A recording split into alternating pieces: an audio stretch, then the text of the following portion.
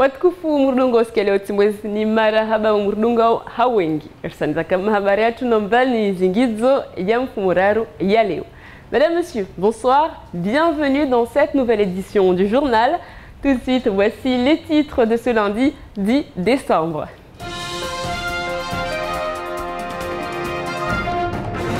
Le RSA passera à 50% fin 2013 à Mayotte. Les agents de la Caisse ont rencontré leur directeur, Jean Véron, aujourd'hui. Les familles leaders réclament toujours la réouverture de la CSSM. Nouvelle affaire au sein du Conseil général qui fait du bruit. Les municipales de Mamoudzou se préparent. La CGPME répond aux propos du président de la CIM. Et puis, les représentants des pêcheurs de Mayotte sont de retour après une visite à Paris. Calomnie caractérisée, dénigrement sans aucun fondement, c'est ainsi que Jacques-Martial Henry a qualifié l'article paru aujourd'hui dans France Mayotte Matin. Un article qui révèle que le président Daniel Zaidani a rajouté 8 000 € à une délibération prise sans le consentement des élus. On y reviendra longuement. On parlera de la situation des agents de la Caisse de sécurité sociale de Mayotte. La Caisse va-t-elle réouvrir ou pas?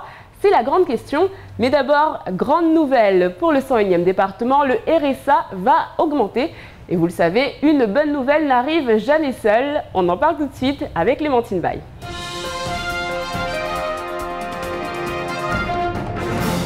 Le RSA à 50% fin 2013 à Mayotte et la prestation d'accueil et de restauration scolaire ou PARS à 100% dès le 1er janvier 2013.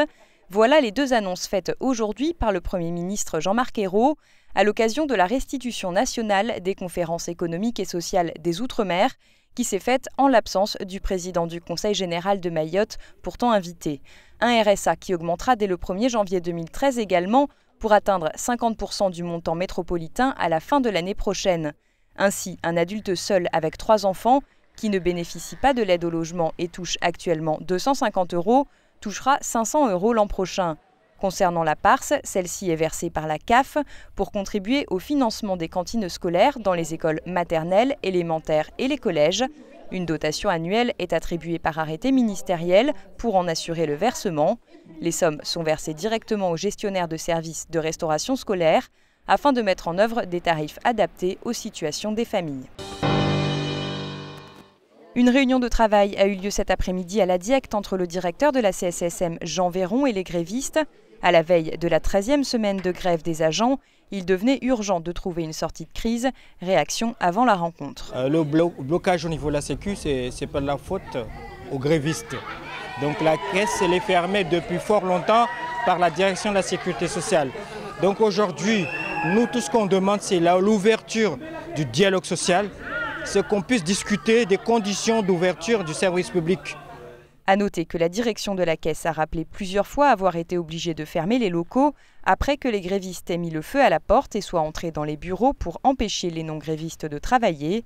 Autour de la table des négociations cet après-midi, chacun était déterminé à en finir avec cette grève, mais à l'heure où nous bouclons cette édition, les discussions se poursuivaient. Le collectif des usagers qui s'est constitué la semaine dernière à l'instigation des femmes leaders a rencontré ce matin le directeur de la CSSM Jean Véron pour lui faire part de la nécessité de rouvrir dans les plus brefs délais la caisse aux assurés. L'objectif principal, c'était de trouver un consensus, c'est-à-dire entre les grévistes et la direction, de les mener jusqu'à se réunir et discuter et trouver absolument une solution par rapport à cette grève et qu'on puisse pour les prochains jours sortir de cette impasse. En fonction de l'ouverture ou pas de la caisse aux assurés demain, un mouvement de grève pourrait être mis en place par ce collectif des usagers dès mercredi. Une opération escargot pourrait intervenir dans ces cas-là avec le soutien des transporteurs et des taxis. Le 26 novembre, les conseillers généraux ont adopté des délibérations concernant l'attribution des subventions aux associations. L'enveloppe votée par les élus s'élevait à 226 000 € lorsque la délibération signée de la main de Daniel Zaidani s'élève à 234 000 €. En clair, cela signifie que plus d'argent sera dépensé sans l'accord des élus. Il ne peut pas s'agir d'une simple erreur de 8 000 €, car le rapport a bel et bien été modifié avec l'ajout d'une subvention de 10 000 € accordée à Prodcam, un projet de découverte cinématographique de la culture mahoraise. Qui plus est, selon un témoignage recueilli, c'est le président en personne qui a demandé ces modifications après le vote des élus en assemblée. Pour finir, certaines subventions auraient été accordées à des associations non référencées dont l'existence n'a pas été prouvée. Le conseiller général appartenant à la majorité, Jacques Martial Henry, n'a pas tardé à réagir en évoquant purement et simplement de la calomnie suite à cette diffusion des documents. Les éléments qui ressortent de cet article font état d'un dénigrement sans aucun fondement et des calomnies exagérées. Il y a eu un projet de délibération qui faisait état de 226 000 € pour octroyer des subventions à des associations. Lors du débat, il y a eu des amendements qui ont été apportés. D'ailleurs, je me souviens très bien, c'était le vice-président chargé de la culture qui avait demandé à ce qu'on rajoute une association qui devait s'occuper de tout ce qui est cinématographique, un truc comme ça. Et puis après, il y a eu quelques modifications. Donc c'est pas le procès verbal qui va sortir va relater clairement ces modifications qui ont eu lieu lors de ce débat, ce qui est tout à fait dans le droit de l'Assemblée de porter des amendements sur un projet de délibération. Le président Daniel Zaïdani devra cependant s'expliquer car les documents ont donc été publiés ce matin par le journal France Mayotte Matin. Dans l'actualité également, les représentants des petits pêcheurs de Mayotte sont de retour sur le territoire. Ils étaient en visite à Paris afin d'exprimer leurs craintes face à la nouvelle réglementation qui ne va pas tarder à être appliquée à Mayotte. Ils ont aussi exprimé leurs difficultés au quotidien. On reviendra sur les propos de Mahmoud Aziari, président de la CIM. Souvenez-vous, c'était vendredi dernier lors du grand débat de Kwezi. Il a été notamment question du BTP et des petites entreprises. Aujourd'hui, c'est Saïd Bastois, président de la CGPME, qui s'insurge. Mais d'abord, on parle élections municipales. C'est dans 1 an et déjà certains candidats sont fin prêts. On en parle tout de suite dans la deuxième partie de votre JTM.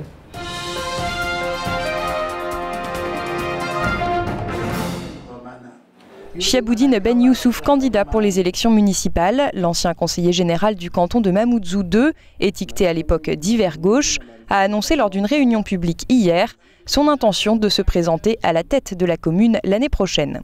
Il faut sortir de l'état d'englouement des problèmes et des faits divers que connaît la commune de Mamoudzou en ce moment à ses responsables. Il faut donner une lisibilité à l'action de la commune et il faut quand même que la population espère avancer.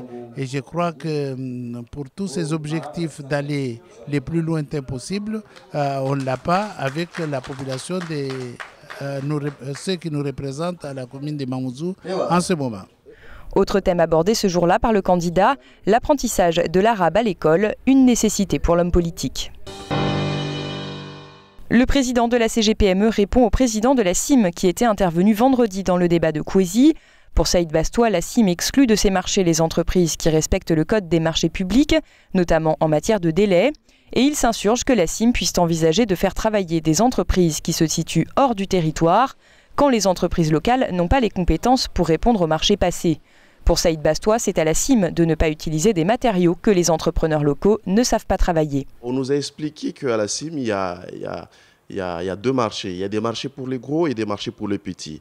Et forcément, quand la CIM conçoit des travaux et qui sont destinés directement aux gros, notamment le siège de la CIM aujourd'hui qui est conçu en structure métallique.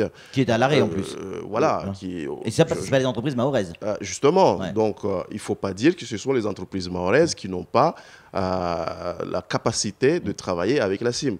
Mais ce sont des entreprises qui viennent peut-être d'ailleurs. Et d'ailleurs, je me demande pourquoi la CIM a choisi de réaliser son siège avec des matériaux que les petites entreprises ne maîtrisent pas. Le président de la CGPME souhaite également que les entreprises soient payées à leur juste valeur.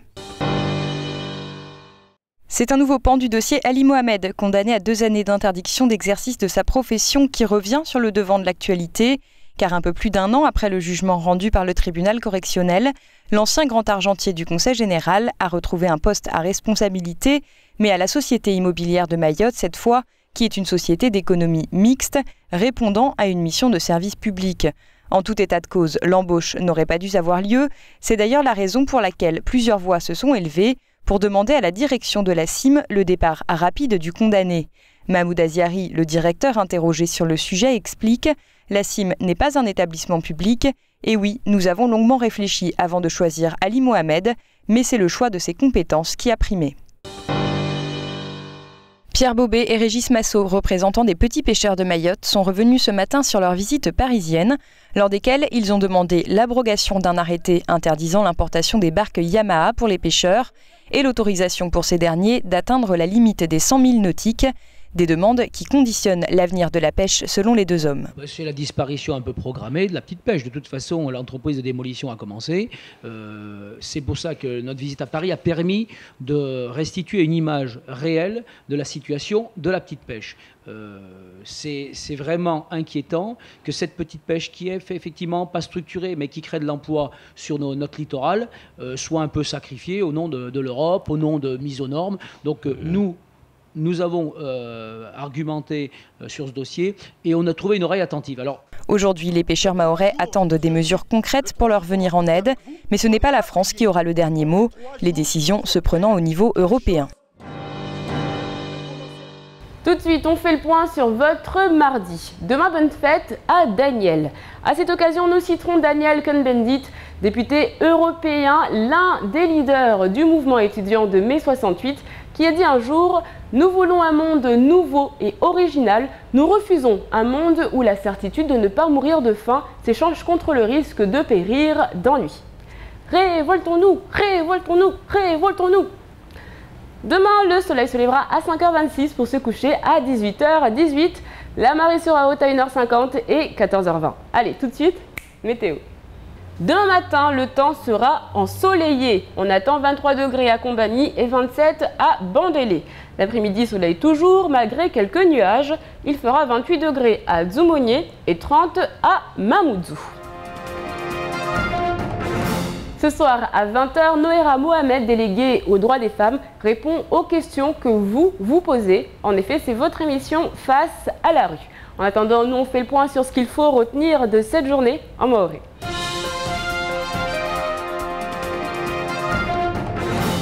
Waziri Mbole wa serikali ya dola bwana Jean-Marc Ayrault yatekeleza leo asubuhi zile za husu msaada wa Yeresa amba Faransa woto hezwa ataupare tunda hamsumia beba atahunuma urairaha ne woto hezwa lude swala lio leo risijwa amba hunuma ure kweli wo msaada wa Yeresa watunda 25 tu be nehika ata wo hezwa rahana hunuma ure risijwa amba leo ujamaa wengi wakaona humia msaada huo leo watu jibwa sahihi kaomba utoka mwando watongo.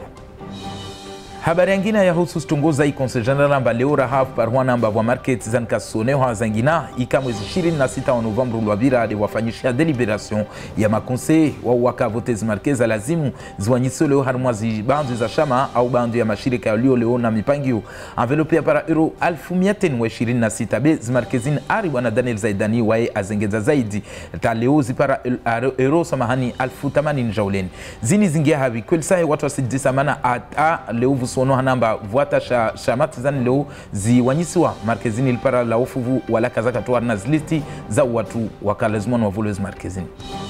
Les ahusura has tongoze ya markezi zo bwana Jacques Marcel Henry, conseiller général wa Momo Jararu, alio leo haruma ishika ya majorite ya Daniel Zaidani wae kaho mata hata utekeleza ya mafikira ya husu tongoza mba haheju zo tongo za marungu zitu ya rongolo tongo za kweli na wae leo asirongo amba mkinishiha atoka mengoni na watu watumambia ulo mfano humbanyasia rais Daniel Zaidani amba vinge tongozini haruma mashtaka. O Conseil General wa hali wa Momoju ya vili bwana Shehabuddin Ben Yusuf unwae atekeleza zuzi harumwa bunjilio la ya kalfanya amba atoka kandida yazbotezi jao zitojota huwa umera mvia wa komine ya Momoju na wae aeleza raha jana hiyo amba mengoni na mipangio ya hiyo wae atahane ikamfano lo afuzo harumwa zbotezo atatenziani mipangio ya msomeo wa isharabu malikoli ya shizungu.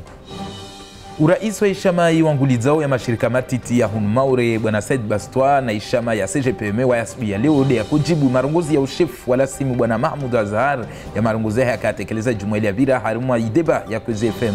Haiju Bwana Said Bastwa asieleza kwamba kweli leo ya mashirika ya Hunmaure yana fursa na ushinzi ya ufanya zahazi zikana otolwa na iljumba la simu be wao la simu dekawa toa mipangio yao ya dunganzia haiwe ikaomba wengine na mipangio wao waambia wa vingezombo ikaomba hata ya mashirika ya Hunmaure ikawasina yotahata. C'est la fin de cette édition, merci de l'avoir suivi. Dans un instant, vous retrouverez le faux journal de Camar. Ensuite, ce sera le temps de parole animé par Patrick Millon. Moi, je vous retrouve demain, même heure, même chaîne, avec un nouveau journal. Kwaheri.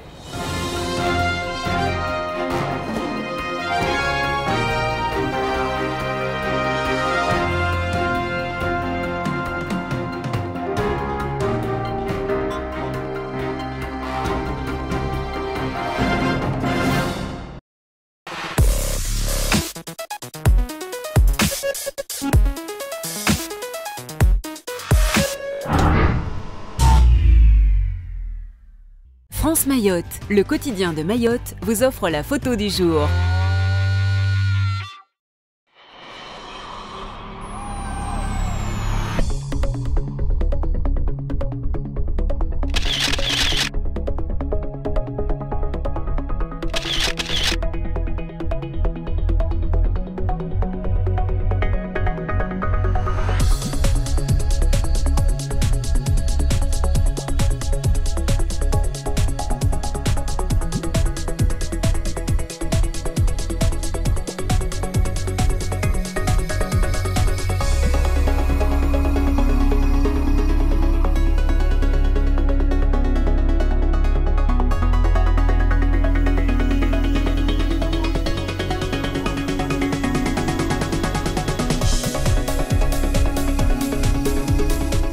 France Mayotte vous a offert la photo du jour.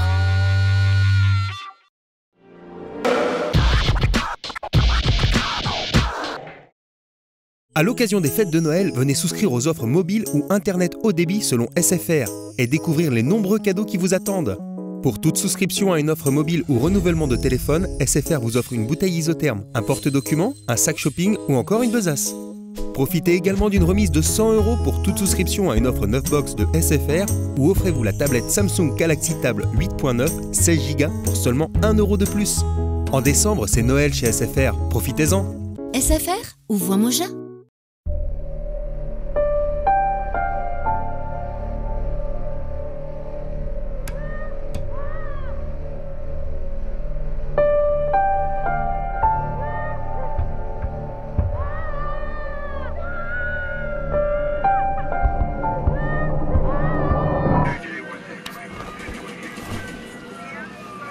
Ne laissons pas nos enfants se faire piéger par les images. Soyons tous responsables face aux écrans. Parlons-en sur jeunepublic.csa.fr. Vivez un Noël magique avec Only. Les idées cadeaux dont vous rêvez. Des nouveautés mobiles à offrir. Des tablettes tactiles et plein de surprises à prix mini. Découvrez le duo magique grâce au forfait Next Plus. Le smartphone OT 995 avec son écran géant est à 69 €. Et pour 1 € de plus, offrez-vous une télé haute définition. Only, Istaoui. France Mayotte, le quotidien de Mayotte.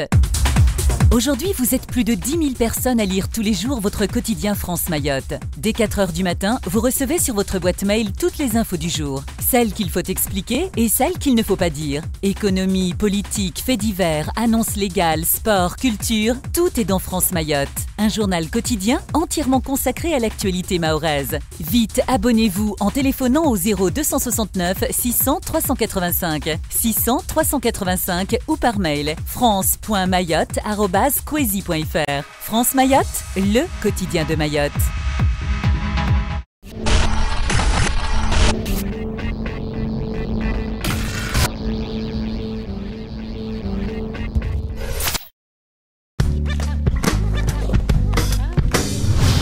Kwezi TV.